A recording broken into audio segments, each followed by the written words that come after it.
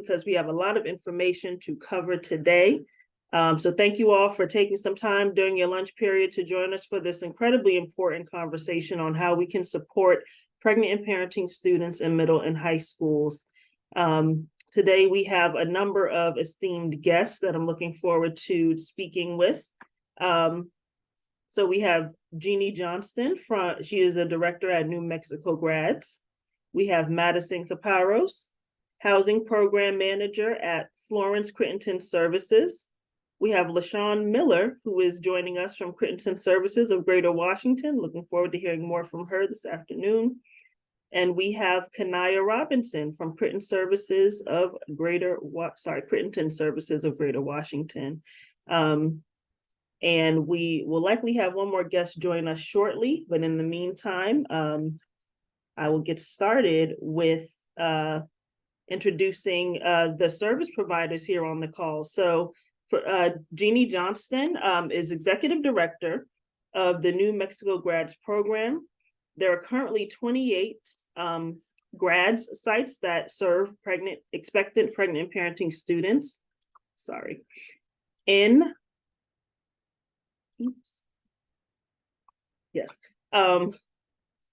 Pregnant and parenting teens in 37 high schools across the state of New Mexico. Sorry, let me repeat that. There are currently 28 grad sites that serve expectant and parenting teens in 37 high schools across the state of New Mexico. So Jeannie began working with New Mexico Grads as a senior in high school and continued for a few years in college. She's been with the Grad State Office since January of 2001. Jeannie has had many roles at New Mexico Grads, including secretary, teacher, associate director of finance, co-director, and now the director. She has a bachelor's degree in both elementary and secondary education with an endorsement in family and consumer sciences and a master's in educational administration. Jeannie has enjoyed seeing the positive impact of the Grads program and the positive impact that it has made on young parents throughout the years. Welcome, Jeannie. Can you tell us, I'll now introduce Madison, apologies. So Madison Caparros is currently serving as a housing program manager at Florence Crittenton Services, FloCrit for short, where she has had the privilege of contributing to the creation and development of the organization's housing program. So previously at FloCrit, she worked as a family advocate where she provided wraparound basic needs services and social emotional support to FloCrit parents.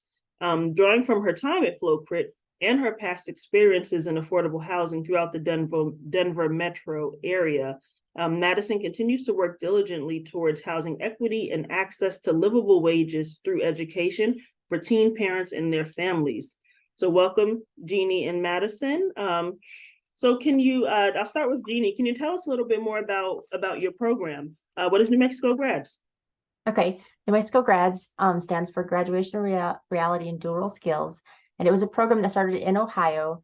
And then in 1989, we brought it to New Mexico and added the childcare component because that was one of the components that was missing. And so it's a class in high school. So the students don't have to go to a different high school. So it's just like an extra class they take and they get credit for it. So it's for both the moms and dads. And there's 10 different competencies that we cover. And like you said earlier, there's 28 sites. And so one of our things is like we follow them through, so like all the way through high school, and then when they go to college too, we kind of keep up with them too.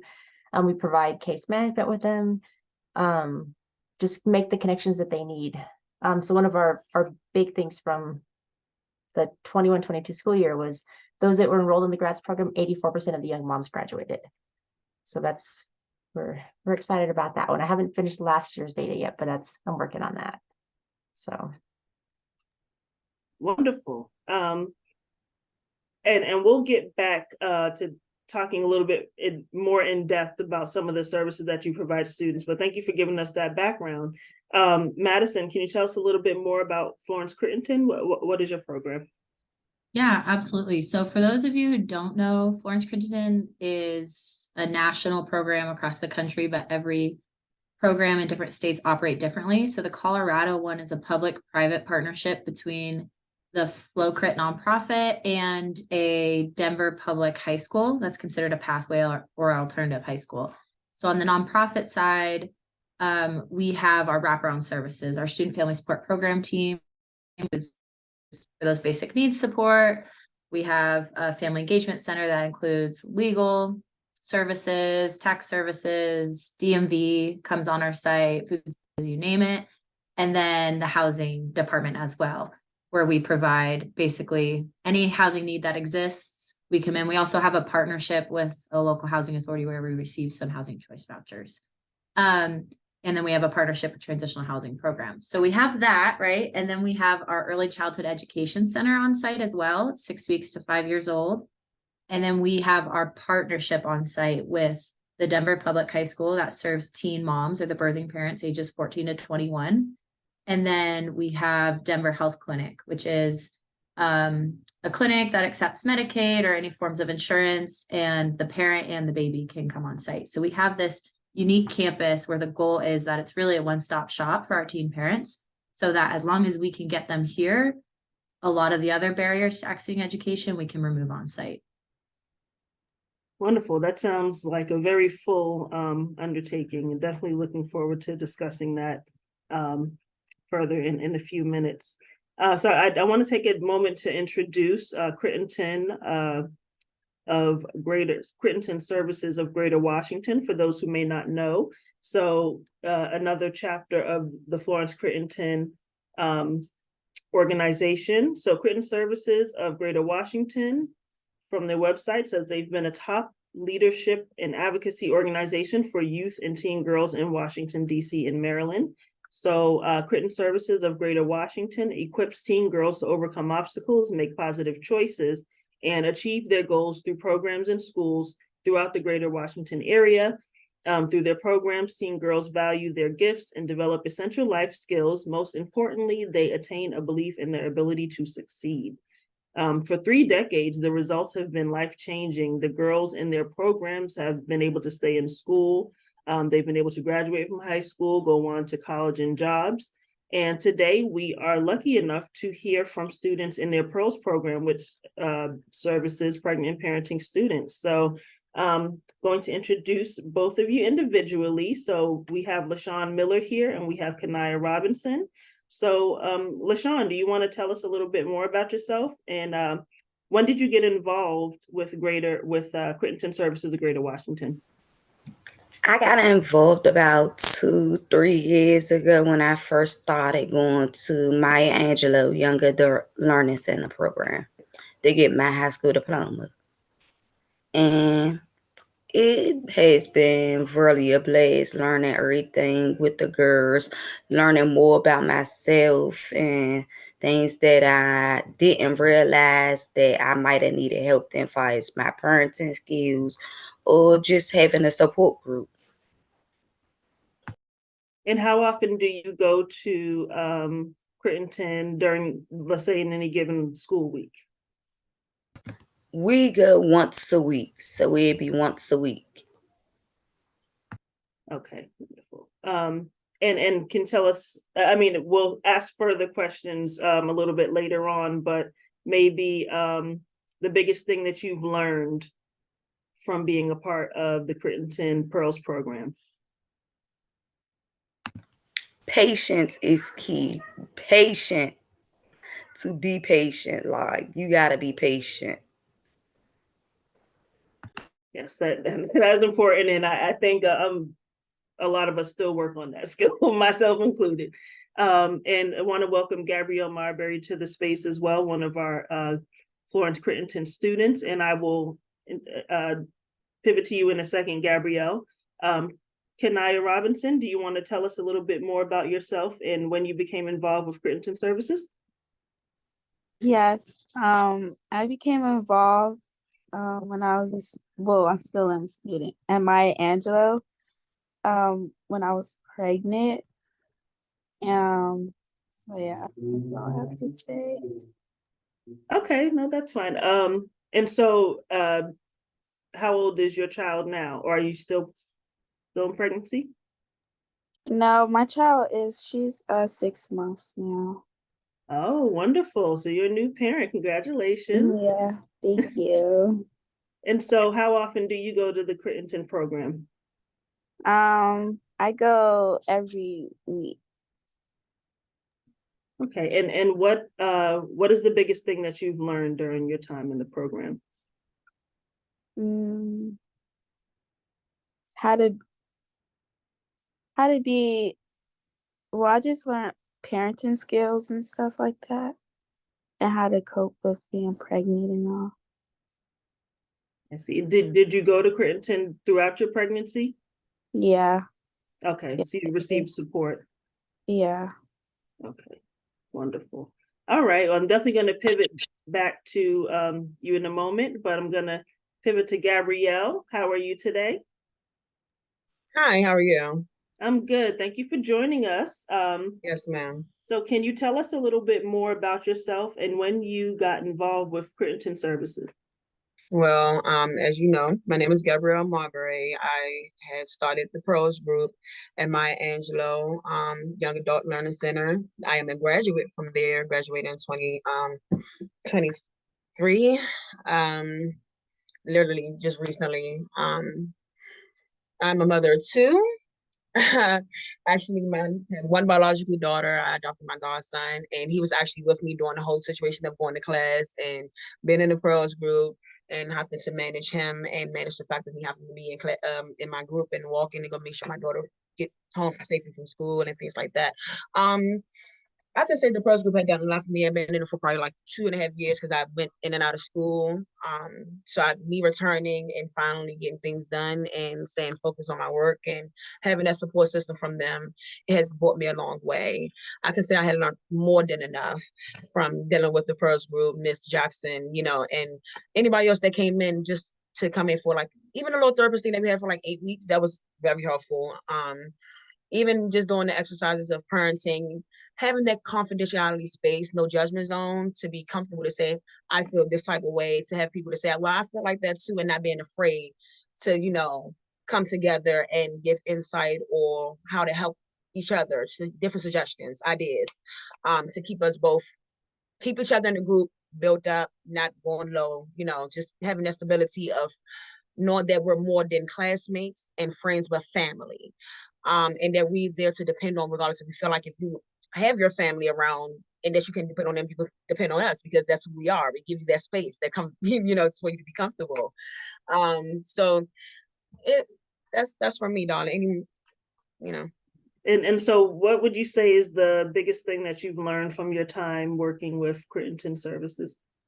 To stay focused, to stay humble, to not be afraid to ask for help. And to know that regardless of what goes on in the midst of anything, you will always be that great mother. You will always be able to know that you are doing more than enough, regardless of what people try to tell you. Meaning to always have that confidence within yourself and not worry about what anybody else say that is around you, but stay focused on that and what's the best for you and your children. Okay, wonderful. So this is to all three of our students. What was most helpful for you in completing school when you were pregnant or completing school as a parent? Like what support do you think was most helpful in getting you across the finish line, or is most helpful to you now as you are approaching the finish line? Well, like I stated in the beginning, I am a graduate. Due to the fact of the matter, I did not have the family support system. So Maya Angelou was my support system. My friends, LaShawn, everybody, Kenaya, Samaya, everybody, they was my support system. Kiara, there was that. Like literally personal things that I had went through in my life, I told these people and they took it in and they cared for me and all that. So they were my support system and they pushed me through. Every time I want to say, I want to give up, I'm done with this, I would get text messages out of the way to say, sis, no. Even from Miss Jackson, like, baby girl, you came too far. I see how much you have grown, things like that. So just alone that they have been my support system. And looking at my children, because like I said, my son was right there with me. And then when I say something or answering a question, he will repeat. So it's just like, I know I have little people watching me.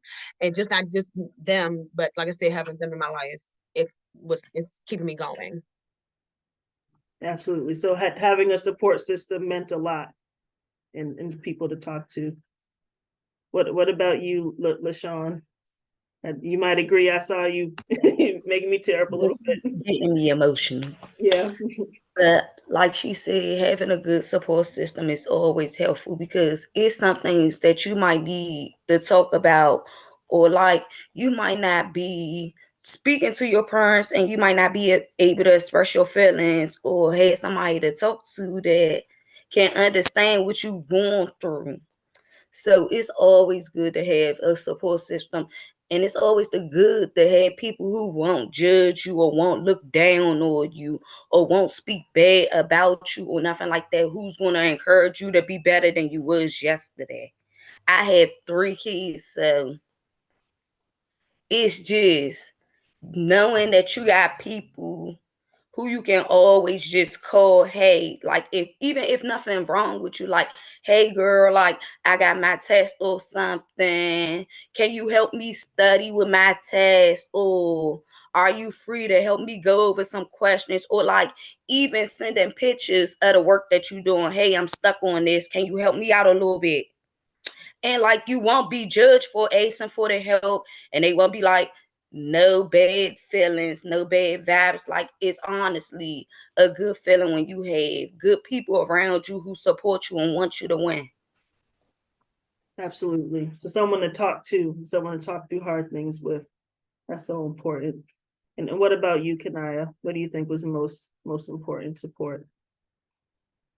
How everybody was just so welcoming to me. Mhm. Or like just new people that joins the group is very supportive. Yeah, so having a space where you feel welcome and not judged, right? That there's no stigma involved. Yeah, it makes me and not just only me, but others feel more comfortable to open up. Okay, good to know. And I hope that our audience is absorbing this information as they think about some of the programs and policies that they want to put in place. So thank you all for that. And I'm definitely going to now open up the discussion to all of our panelists here.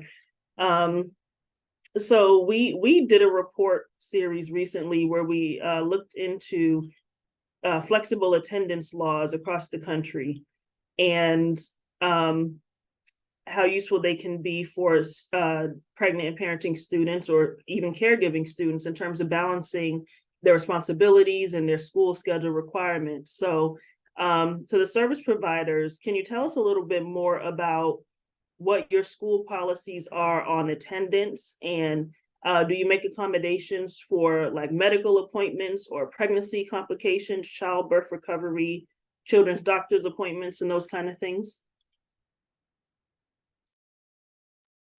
I'll go first, I guess. So like I said earlier, we are statewide, it's for a little bit different, but our legislator is really supportive of the program and our young parents. And so 10 years ago, there was a law that was made, put into action that, because there was an issue, like we talked about, okay, what are your barriers? And one of them was attendance. Like when I'm out having with the birth of my child, I get dropped from school. And so a law was passed that for expectant parenting parents, like you can be excused an additional 10 days for the birth of your child, and then extra 4 days per semester. So that covers, so let's say your attendance policy, you have 10 days already per semester before they drop you, it's an extra 4 days. And so it's on top of that.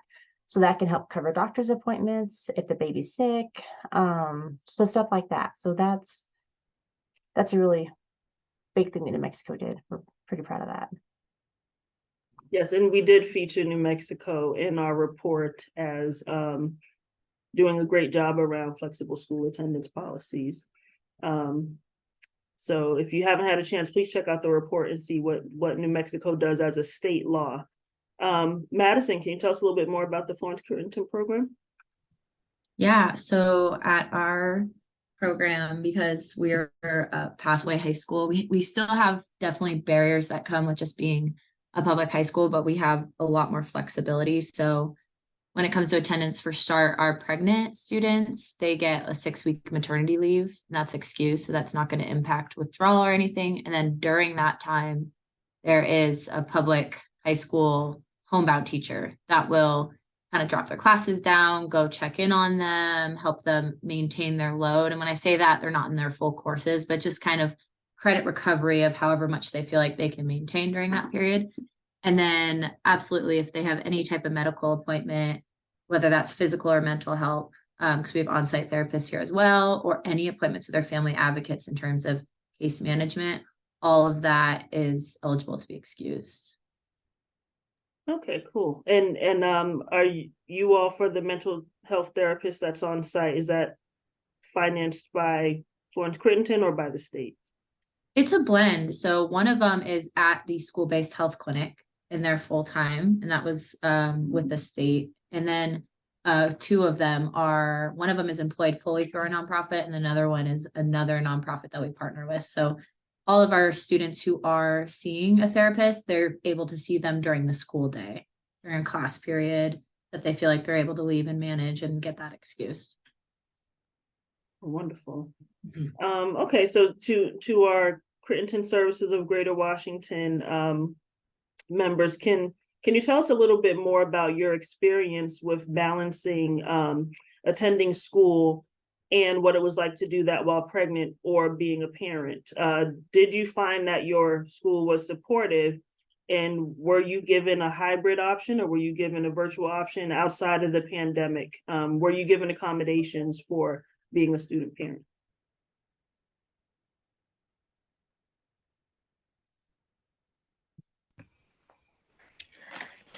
I believe for me, yes, like me going to school and being in my Angela Young Adult Learning Center, yes, the school is very, very helpful. They're very supportive with every last thing that you do. They want to make sure that you're getting your work done.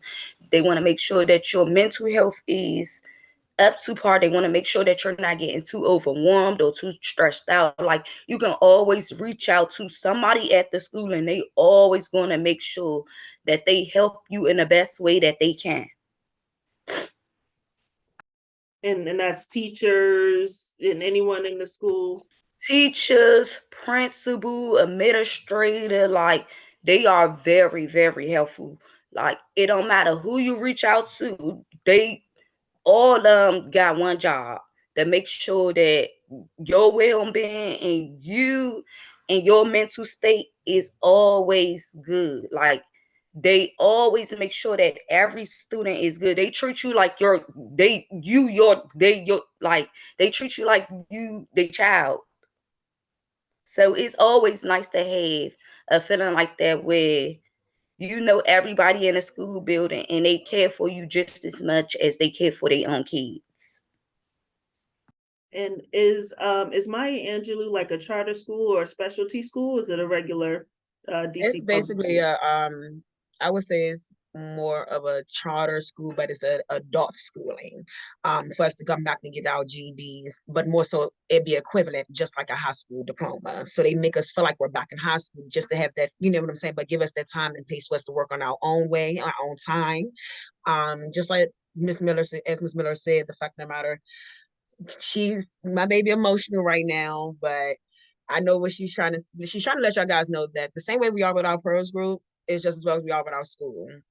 Like, so for being like, we can call them whenever we need help and they will be there.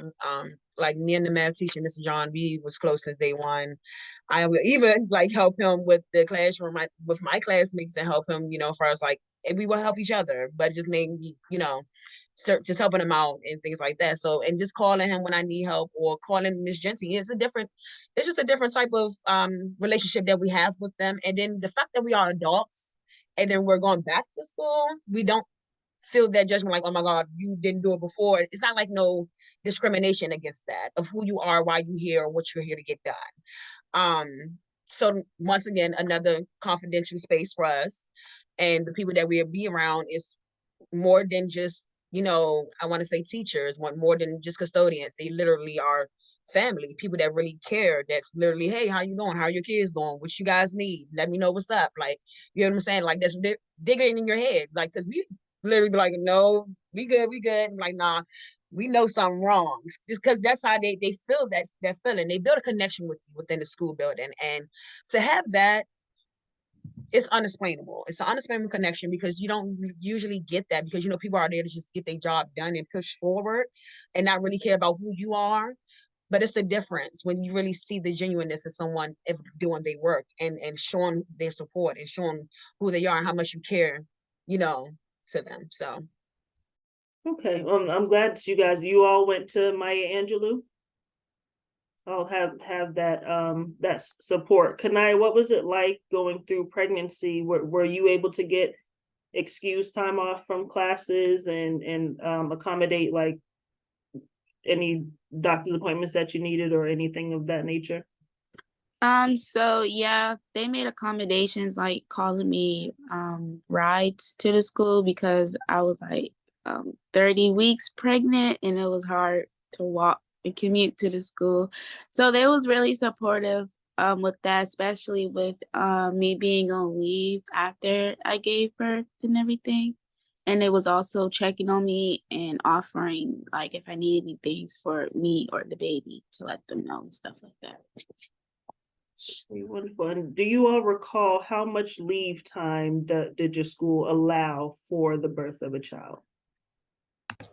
When I first had my son, I believe that see, the whole thing is like our school is so great that after you had your baby, you be wanting to go back to school. So it's just like I probably took like 2-3 weeks out of school, but it was probably about 2 because I was like, I want to go back to school. I'm there to my teachers and I'm going back to school. Like I was literally in school, breastfeed and all that. Yes, and thank you for touching upon that because we are about to get into lactation accommodations. So thank you for bringing that up. So now that you did, I want to hear from you all. We also have a report that we published around lactation accommodations, which would make sure that students have access to a sanitary, comfortable, and private space where they can express breast milk, whether they want to store it or if their child is present, give it directly to the baby, making sure that they have that space. So if you're comfortable sharing, you don't have to. Can you tell us what your experience was with lactation accommodations? So were you able to step out of class when you needed to and breastfeed as long as, or express milk for as long as you wanted to, or what was the structure around that? Yes, it was honestly like because for us is when we go to class, everybody, y'all know what y'all here for. Everybody is certain ages. We all grown here. So it's like we're all grown. We don't want nobody to feel like, oh, you been judged or anything like that. So you can step out if you want to breastfeed. You can go ahead, wrap yourself up and breastfeed. Like I will always get told that I'm doing such a great job because I'm just now had a baby and I'm sitting in class doing the work with a baby on my hip. So it's just always them little things that people might say to you that always push you even forward for you to be great. And I didn't have no problems with breastfeeding. Like nobody felt no type of way towards me in class. The teachers didn't feel no type of way. If I chose to step out and breastfeed, then that was my choice. If I chose to stay in class and breastfeed, it was my choice, long as I covered myself up. That's pretty good policy. Kanaya, what's been your experience so far? If you're comfortable sharing, you can say you're not. I actually don't breastfeed. Okay. Yeah, I formula feed. Yeah. All right, that's fine. All right, so I want to hear from the directors. Do you have lactation accommodations in your program, and are there policies that provide access to lactation spaces?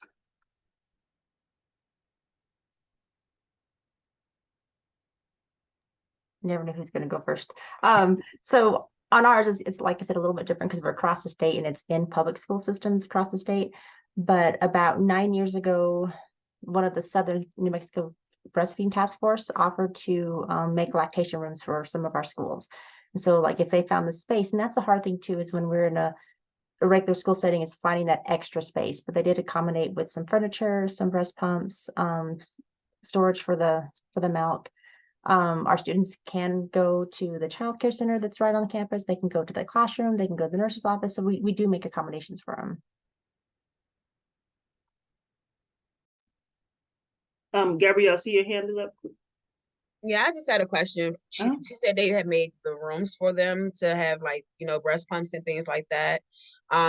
So in the midst of that, of them having that room, are they still able to get their work done while they're doing that? Or is the fact they just have that personal space to go and feed their baby or to feed, fill these bottles and then have to miss time in class as well? Or is it somewhere compromising? Are y'all compromising with them for them to get their work done and to be able to be up, away from the class to get things done with their baby then? You know what I'm saying? Yeah. I'm sorry. No, you're good. That's a great question. And so we only had a couple sites who had that, but they do make accommodations for them. So like if they're missing work, then they can work on it there. They can make it up. So Okay. And Madison, how do you guys handle lactation accommodations at Florence Crittenton? Yeah, so we have, the way that we do it is a couple things. So we do have rooms kind of everywhere. They're mainly in the early childhood education center or childcare area. And our parents who are breastfeeding or who are bottle feeding with formula, they can get a restaurant buzzer and they actually bring it to class, and then they get notified when it's time to feed and they go over. But there's some really good points being made. They're allowed to bring their work over, but this is like my first time hearing about the idea of like, man, what if they wanted to, if their baby could come to class with them as they feed instead of having to go to that side. So I appreciate you bringing up that point. But they do have a lot of private spaces and they're all right near the classrooms, and they're of course excused during that time. Okay, and I just want to note for the audience, we're about to come up on audience Q&A. So if you have any questions, please use this Q&A chat function. We will be monitoring it. And you can note if you want to ask a specific panelist, or if it's open to all the panelists, but please feel free to use the Q&A section. We're coming upon that shortly. So this is for all of the panelists, but what additional support do you think would best help the students who are pregnant or parenting in school? So this can be just generally overall in terms of like housing or transportation benefits, or more information about access to nutrition and available benefits for student parents. But what additional support do you think would be helpful to making sure that pregnant parenting students are able to complete school? I can say that the transportation thing will help, due to the fact of the matter, like just as well as Kanaya not been able to transport from home to school, that will also be a problem. Transportation will always be a big problem, dealing with the fact that you're trying to get back and forth, because we don't know how far you are from the school. So who's to say like they can't make it to a test, or accommodating them with just getting the stuff done over, virtually through the, over the laptop or something like that, if they cannot get there physically. As well as compromising with the situation of knowing that if it's a test, like try to reschedule them with the fact that they have to make a baby's appointment, because the baby's going to come first regardless, and don't try to blame them for that because they want to be a good mom or a good dad to make sure their baby make their doctor's appointment. So try to compromise with situations with that, as well as the nutrients and things like that. But more so of the matter of making them feel comfortable that they have someone to talk to and come to when it's time of them asking for help, because most likely people are used to them saying, oh, well, you shouldn't have been pregnant anyway, or you shouldn't have been doing this, and you should never be doing that. But people don't know people's situations. And it just comes to a point where everybody has to be open-minded. Be open-minded, hear them out, listen, and and analyze what they're saying and see where they're coming from. And then see what you both can do, what the conclusion can be at the end. That's just from me. I don't know, Thank you for that. That's an incredibly helpful perspective. And absolutely, if there's one thing that I hear resonating a lot, it is absolutely support and allowing people a welcoming space without judgment. So just wanted to note that for the audience. Because that's very, if people don't understand, it's very important to make someone feel comfortable, because everybody feels is valid. Yeah. So if you want them to come to you and feel comfortable to let you know what's going on in their life, you have to make them feel comfortable first. How can we come to you if you're like, oh, well, we can't help you with the baby, or you can't do this. But it's sometimes it wasn't initiated. It wasn't like, oh yeah, I'm gonna do this on purpose. No, I need you to work with me, have patience with me, understand where I'm coming from and what I'm trying to do, and then we can go from there. It's not, yeah, and then I will feel comfortable enough with you to say, hey, well, can you help me with looking into housing, or can you help me with, telling my mom, or you know what I'm saying, or trying to get a therapist session with me and my parents so we can work out the housing situation with me and my children. Yeah, it's different things that you need to really dig into, or to have them feel comfortable before you try to dig into the situation to try to help, because people come and go. Hey, I'm here to help, but then they disappear. How can we feel comfortable? There's no way. Absolutely. Consistent support without judgment. LaShawn, what are you thinking? Like, basically what Gabby was saying. And then, like, sometimes, like, you never know what a person is going through. So you gotta really be patient. And, like, sometimes everybody don't need you just to speak. They really need you to open up your ears and listen to what they say, because you never know if that person is homeless. Like, for me, I'm thankful that I have my own place. I live with my kids. I'm married. Like, I am thankful for all that. But like now I'm transitioning into trying to find a house, and like one of the enrolling members at my school is honestly helping me look for a house. And I'm comfortable enough because me and her, we got that relationship where we call each other and be like, hey, what's going on? How you doing? You need anything? Why you didn't go to school today? Oh, okay, well, I'm gonna let Doc know. I'm gonna let the principal know why you didn't go to school today so that you could be excused or whatever. But just text me and let me know sometimes what's going on. Don't be going MIA and all that, girl. So it just be like them types of calls, like that relationship that you build, that you honestly need. Like, you be needing them relationships to get through your school year. You be wanting to feel comfortable enough to say, hey, look, things not going too good. I might need help with housing, or I might need help with my utility bills or something. You want to feel comfortable enough to go ask for that help. You want to feel comfortable enough to advocate for yourself. You got to build relationships. And like, you just got to keep an open mind, an open heart, and listen. Thank you for that. I think that's very important. So listening to what people need and opening your heart and your ears to what it is they're telling you. What do you think? What additional support would be most important? What Gabby said, transportation, because it was very hard to make that commute to school. And also like getting stuff for the baby is like really needed too. I appreciate that. My Angela, one of the social workers, she gave me like a whole bunch of baby stuff, and I didn't have to go out the hassle try to find everything. I had like basically everything I need, like stroller, a crib, like a bedside crib, like, so yeah. Sorry, 1 second. Josiah, can you mute yourself? Sorry. Oh, okay. Yes, thank you for that. Okay, so just making sure that they also have the things that they need for when the child is here.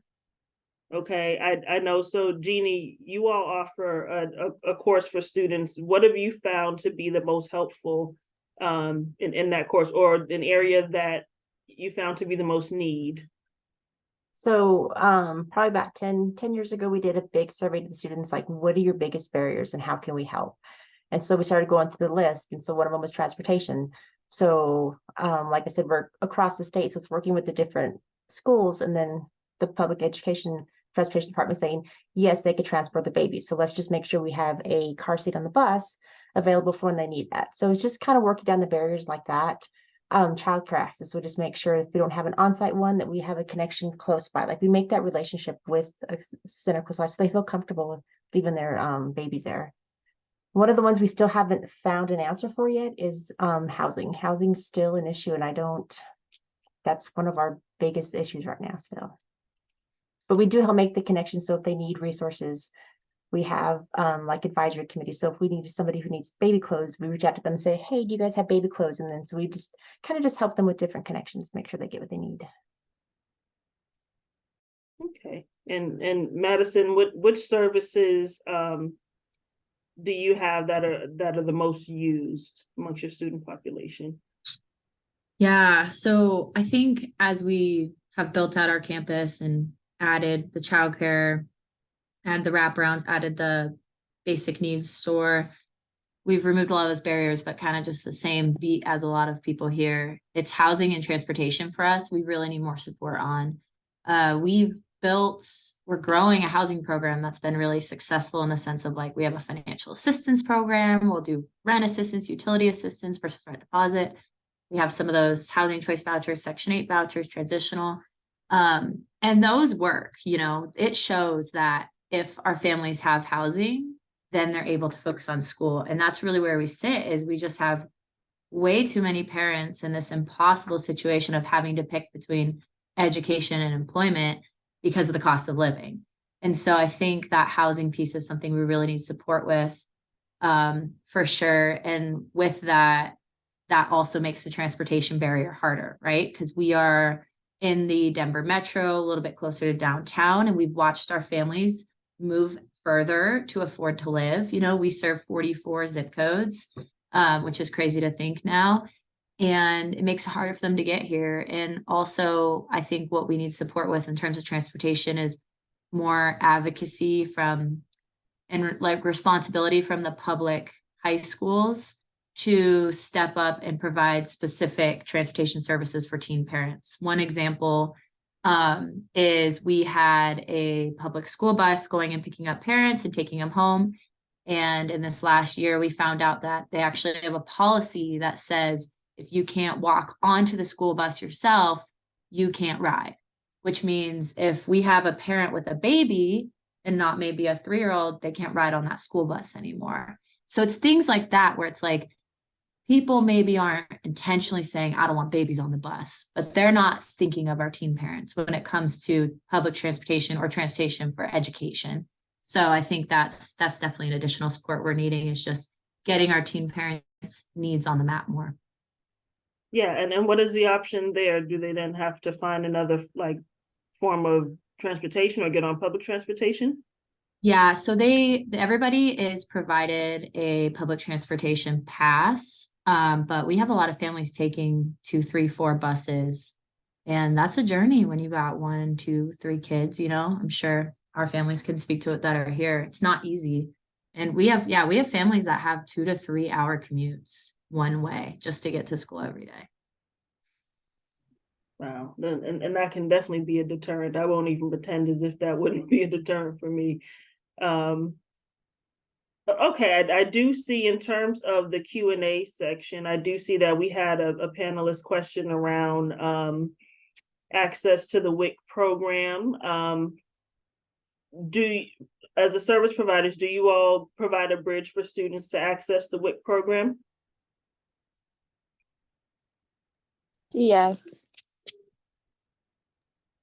Okay. Yeah, we have a mobile WIC truck that comes and does those applications for families. Oh, nice. Yeah, That's helpful. cool. Pretty cool setup. Okay, well, let me see some of the other questions that we have here. So we have one specifically for the student parents. It says, thank you for sharing your stories. What were some of the character traits of the support personnel at your school that made you trust that they truly cared about your well-being? So when you think about the folks that you say you could tell that they cared, what was it that made you realize that they do care? What were the traits that they exhibited?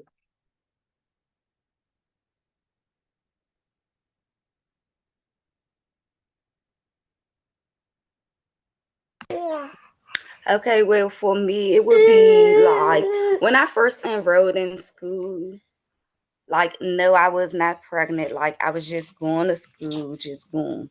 So I became pregnant, and like they started reaching out to me, making sure that I had everything, making sure that my mental health was good, making sure that I was okay with everything, and just making me feel comfortable to the point where I wanted to open up to them, and I wanted to tell them about things that I had been experiencing in my life. Like, they not gonna force you to open up on nothing. They just gonna make you so comfortable that you will want to talk to them and open up to them. Okay, that definitely makes sense.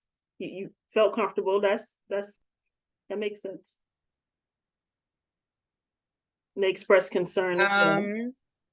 For me, the character traits that they have given, honestly, I can agree with LaShawn, as well as the fact that they're honest, they're compassionate, they are very, very, oh my God, ambitious. Like, they are like real life determined to make sure you graduate. They don't care how long it takes you. They they determined, very determined. They're very cooperative. They kind. They It's just the different people that you would come across, and then the fact of the matter, and you would know that because sometimes you don't get that at home. You don't get it with your blood and family. So you're like, oh, this is a different type of feeling. Like, why you care so much? Like, what you trying to get into? But whole tears be like, dang, like y'all really here for my good, my best interest. Like, because dealing with our school, I didn't even know I had a scholarship waiting for me at UDC. But the things for them, like, I literally had college to go to after that. I didn't even was like, I was so nervous to even figure out what I was going to do, how I was going to do it. But then it was like, don't miss my grade. We already know what you like, what you into. There you go, right here. So it's just like, well, yeah, because I already know I was in my head. So the fact that they already know who you are, the things that you think, and then I want to put in trying to find a word. You might doubt yourself, but they might sit there and realize, have you to question your doubts and be like, what's your purpose? When you know how intelligent you are, you know how far you can go. It's just that push. It's just something about that push of having someone to say, yeah, I need you to go, but not sit here and be lazy or sit here and just do what you want. But I know you have the intelligence, you have the ambition, you have the determination to do better. And then when you don't have that, it's just No, it's okay. I definitely understand, and thank you so much for sharing that. Yeah, it's a different feeling when you have the school. Like, when I was going to school and I had first became pregnant, I was going to Anacostia High School. Mhm. I didn't feel that compassion with my teachers or in the school. Like, I felt like I was being judged because I was pregnant and I was still in school. Mhm. Even though they did have a daycare and everything in the school, but it's like I didn't feel comfortable with being in the school. Mhm. So now that I'm at my Angelo, like the teachers, the assistant principals, the administrators, all of them will give you that feeling like they really care about you and they really want you to succeed in life. Like, even if you don't have a ride to get downtown to take your official test, they will make a way for you to get downtown.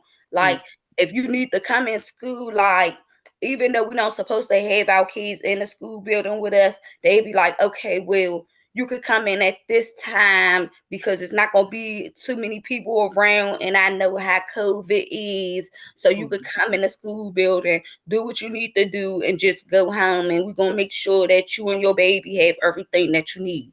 Mm-hmm.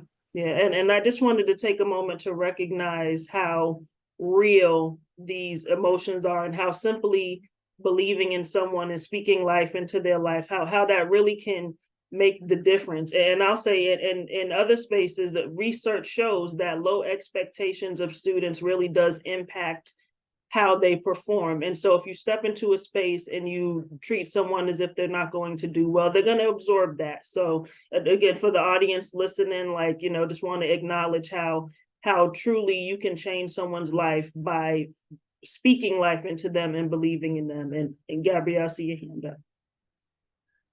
Yeah, it's a real powerful thing because we be so used to people saying, oh, you're gonna do this or you're gonna end up like this. And you're just another, statistic. You're just another female out here having babies. You're gonna have another one, not do nothing with your life. But then they really don't know what you're doing behind closed doors when you really have someone to say, baby girl, stop listening to that. But they see who you really are. And then continue to push, because I'm gonna stand here and push with you. And that's what we need as teen mothers nowadays. And that's why certain things are going the way they're going with these parents, because we don't feel that. We in so many runaways and so many things going wrong because we don't feel like we could go to our parents about certain situations because of the way that they react to things. So when it comes out to that, then that's when we come to school looking for what we can't get at home.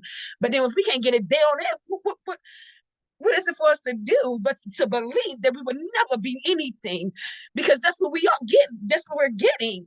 But then to hear some, oh yeah, you got this potential. I can see your potential that you are hiding. Don't hide it no longer, but continue to push to where you want to be and what your destiny is. And then that feeling and to really see, oh yeah, I actually can get this done. I got an A on the test. Like, my God, it's moving. And it feels that way. It's just a different feeling in a different space, in a different mindset, because people are playing with your sanity there. It's a mental thing. And people don't think about that either. It's a mental thing to sit there and say, well, am I really stupid? Like, did I really do this wrong? Did I make this wrong move? Like, people got to understand the things that they say have people to question themselves. And once you are in your head, you are stuck there, and it's hard for you to get yourself out. More so when you allow somebody else in your head and they stuck there. It's even more harder. So we just ask for the patience, the genuineness, the consistency, because some of us really don't have it. We really don't.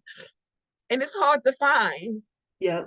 And it's hard to take into the trust because of who we already trusted and that gave us our tails, or when it spoke bad about us, we can't trust no one else. It's just a work in progress with us of healing. Mm-hmm. That's what that is.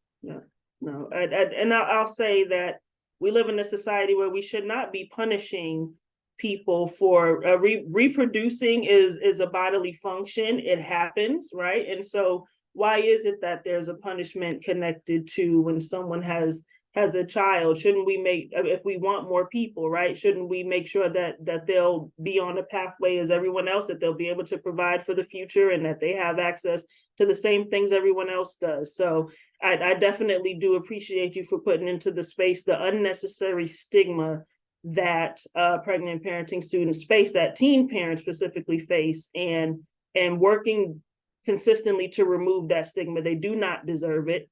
It is a human function to reproduce. People do it every day. So there shouldn't be a stigma connected to it. So thank you for that, Gabrielle. We do have, let's see, we do have a few questions. Let's see, what actions do you think policymakers can take to ensure that pregnant or birthing parents are acknowledged, heard, and supported? And then I'll just say from my perspective, things like this, when you're making policies, make sure you're asking them specifically, put their voice in the middle of it. But I'll ask the panelists what you all think. I'm gonna answer that real fast too.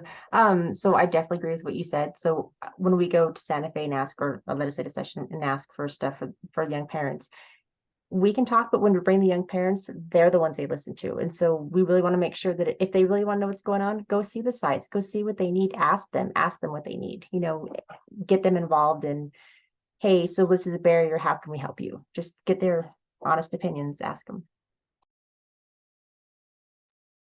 Yeah, and I do, oh, I'm sorry, did someone come off mute?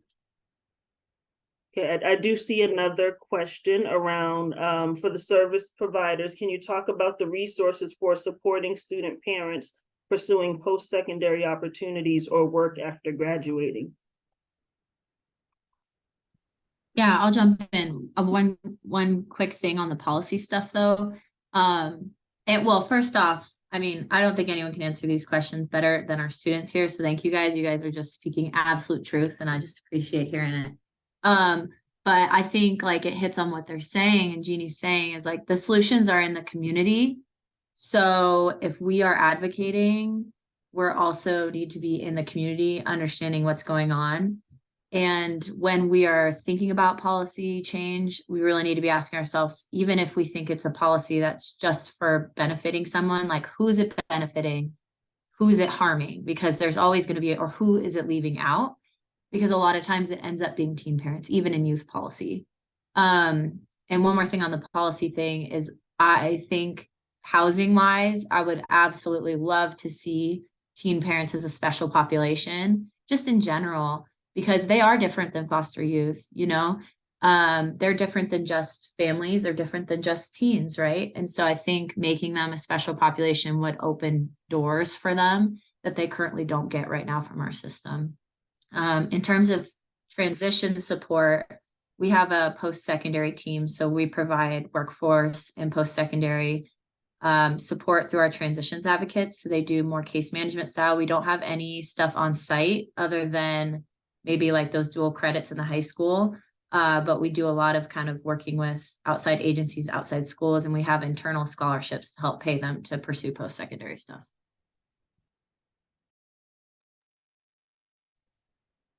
Here in New Mexico, college is currently no cost.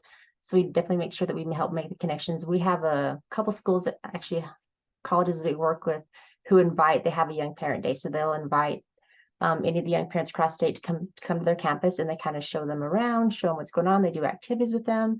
So our colleges are really good about working with our young parents.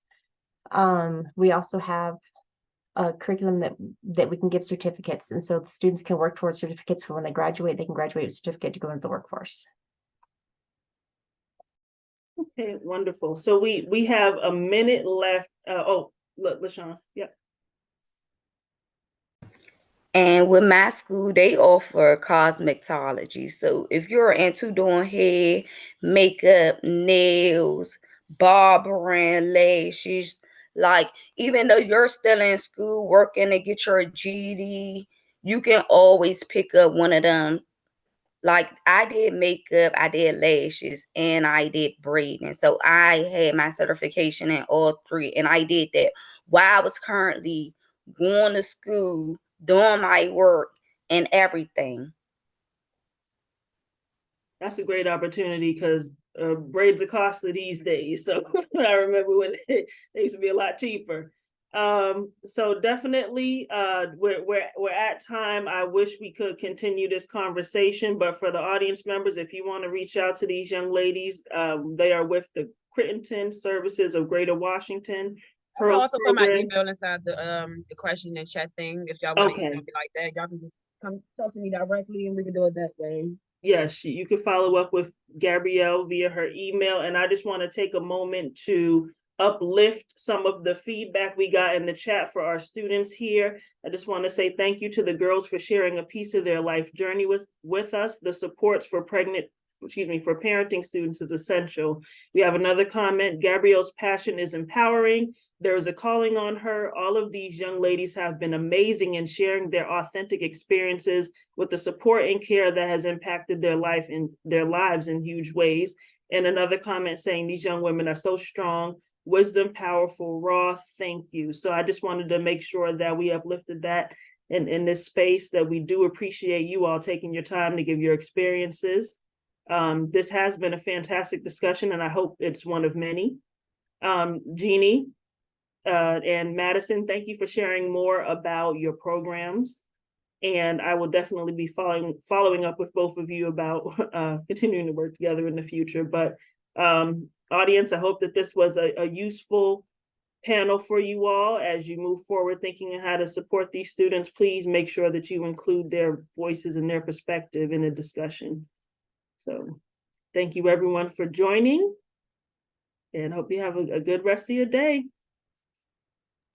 Thank you for letting me speak. Thank you. On your family. Oh, no problem. Thank you guys. For listening and keeping an open mind and not being judgeful to me. I really appreciate that.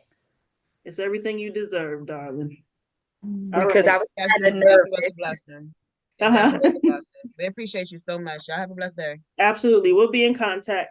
As well. Bye. Bye.